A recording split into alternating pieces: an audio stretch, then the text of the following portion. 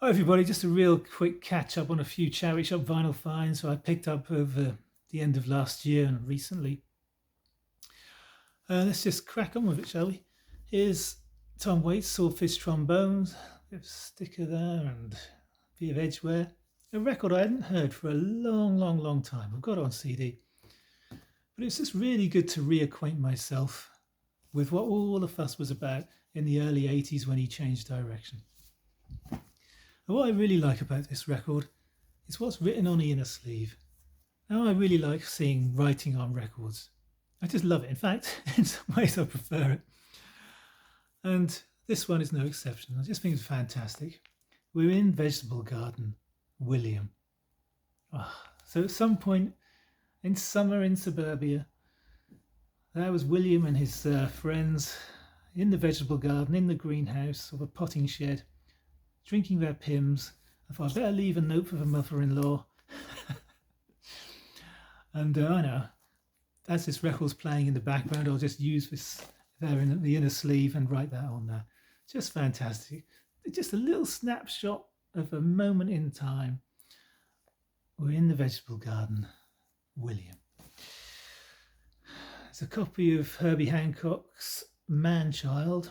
Not a record you really find in charity shops. But it's like all of this period Herbie Hancock to me, and a lot of this kind of stuff, when you're listening to it, is really quite enjoyable. But when it's finished, you kind of forget what you've just been playing. And a lot of the albums kind of bleed into one another, and you think, well, which album is that track on? And you get a tune in your head and you think, I can't remember. They all sound the same. Ooh. Here's a nice copy of The Specials. Another record you just don't see very often. You know, for a quid in a charity shop, you just don't see it. Yada yada. This one's a nice find. Despite very ancient sellotape, silver tones, silver bullets. What a fantastic record this is. Just a wonderful, lovely reggae album. Produced by Lee Perry, of course. You know, it's a Trojan record. And it's just marvellous. The vocals, the singers are just beautiful. The production is just amazing. But what really, I think, makes this album a bit different is at the end of each side, you've got like a dub number, an early dub sound. And there's even an experimental number on here. It just does something to the LP. When you first hear it, you think, what's going on here? Because it's been so kind of mellow, but it's just a wonderful, wonderful record, and highly recommended. Now here's a record when you see in a charity shop for £1, you go, ooh.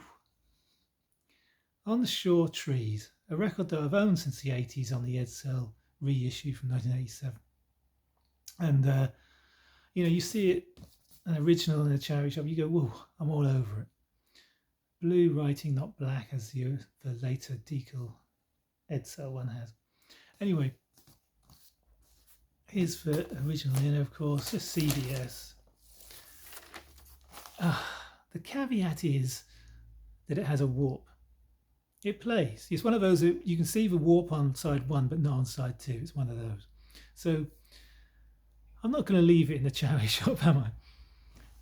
It's one of those records. I actually prefer the first album. I mean, I think I'm probably the only person who does. But I've always found this cover really infuriating. Just because although the image is quite striking, it just doesn't go with the title. It's the most preposterous link. You know, put her on the beach somewhere, put her by the sea, you know, with the waves lapping at her feet, and you've got a fantastic image for on the shore. Always infuriated me, and probably a thread in the making of album pictures that absolutely have no relevance to the titles. A record which I've owned 2 copies of for years, or I did own, and I sold one to a shop in Greenwich, and it was one of those sorts of minor regrets. I don't regret a huge amount really, but that was just one of those you think, well, should I? The one I kept, you see, has an edge warp at the beginning and didn't play the first track properly. So, you know, I thought, oh, one day I'll find it. You know, I've got a CD copy and it doesn't bother me that much. But what a great album this is. They didn't do a bad record, did they? when you consider every single track they ever did was good, was really good. There's something about every track. You know, the vocals were always good. The guitar was fantastic sounding. What a great band they were. And I thought, well, one day I may find another one. And lo and behold, just down the road here last year, ping, I eventually find another one. And does it have an edge warp? No. And is it in much better condition? Yes. And is it the original mono as well? Yes. So was there that a quid as well? Yes, it was. So a no-brainer.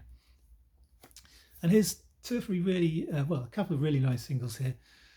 Here's Under My Thumb by The Who, and The Last Time. You have the Rolling Stones covers they did in support of them when they went into prison doing Class A drug arrests in the 60s there.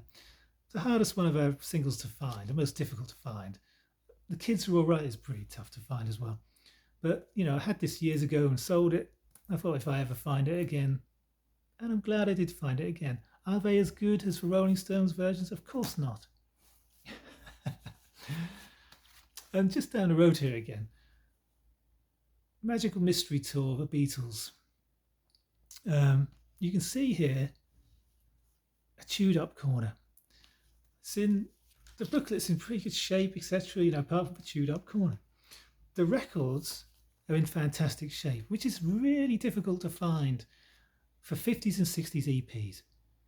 Because most 50s and 60s EPs sound like crap. They might look good, but you know, there's a lot of stuff compressed onto one side, and they've been played on dance sets and, you know, naff record players that tend to sound bad. This actually has two discs which sound fantastic, really nice sounding. And I just thought, oh, well, one day I'll find another one.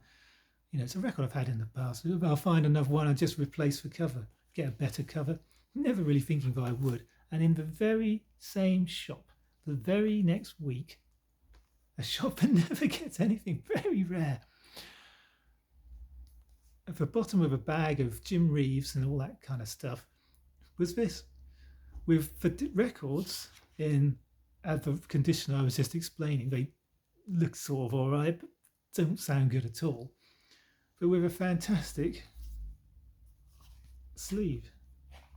So there you are. You put two and two together. Original monos. Jobs are good. And finally, a record that no one's shown before. I'm sticking my neck out. You know, I Fought the Law. Surely everyone's shown I Fought the Law, Bobby Fuller 4. This is the original version. People assume Bobby Fuller did it. It's the Crickets. I Fought the Law, the hardest one of our singles to find, the most difficult to find post Buddy Holly.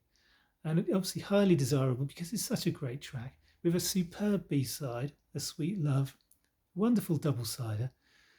Bobby Fuller basically did this note for note, you know, it was almost the same. And you just think, wow, what a great track. And I've been wanting this single for a long time, just never come across it. But to find it, 50p in a charity shop, yes, thank you very much, finally. And probably one of my finds of the last few months. These days I'm finding 45s, which last year I showed you some incredible 45s. Finding 45s is perhaps my favourite thing, alongside classical LPs. Rock and pop stuff, yeah. Anyway, there we are. I'll see you all later.